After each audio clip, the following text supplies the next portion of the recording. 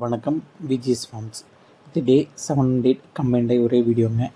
காடை வளர்ப்பில் 5-6 நாளைக்கு அப்புறம் கண்டிப்பாக 2 டேஸ்க்கு ஒன்ஸ் நம்ம வந்து பேப்பர் சேஞ்ச் பண்ணிடுவோங்க.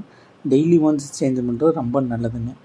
இப்போது நம்ம வந்து 7th டே திரும்ப நம்ம வந்து பேப்பர் சேஞ்ச் பண்ணுறோங்க. 6th டே பண்ணக்கப்புறம் இப்போ சேஞ்ச் பண்ணிவிட்டு இப்போ காடையை வந்து கொஞ்சம் கொஞ்சமாக நகர்த்தி நம்ம வந்து பேப்பருக்குள்ளே கொண்டுட்டு வந்துடுவோங்க.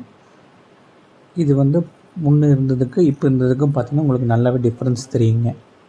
காடை வளர்ப்பில் நான் கவனித்தது வந்து பார்த்திங்கன்னா சின்னதாகட்டும் பெருசாகட்டும் இந்த மாதிரி வந்து படுத்துட்டு இருக்குதுங்க. கிட்ட போனோம்னா நம்ம வந்து எந்திரிச்சு ஓடுறது இந்த மாதிரி பண்ணிகிட்ருக்குங்க. யாராவது நீங்கள் காடை வளர்த்திட்டு இருக்கிறவங்க கவனிச்சிருந்தால் எனக்கு அப்டேட் பண்ணுங்கள். நம்ம டே 8ல் தான் ஃபஸ்ட் டைம் நம்ம வந்து மினரல் டானிக் கொடுப்போங்க சப்ளிமெண்ட்டுக்கு. இது வரைக்கும் நம்ம எந்த விதமான சப்ளிமெண்ட் டானிக் எதுவுமே நம்ம கொடுக்கலிங்க. நம்மக்கிட்ட காடை வந்து மீட் பர்பஸுக்கு திருப்பூருக்குள்ளே நம்மளே அவங்க இடத்துக்கு டெலிவரி பண்ணிகிட்ருக்காங்க. அது மட்டும் இல்லாமல் காடை முட்டை வந்து பார்த்திங்கன்னா wholesale and retail all over Tamil Nadu transport facility கூட நம்ம பண்ணிகிட்ருக்கோங்க. உங்களுக்கு யாராவது நீட் இருந்தால் எனக்கு கான்டாக்ட் பண்ணுங்கள். நன்றி, வணக்கம்.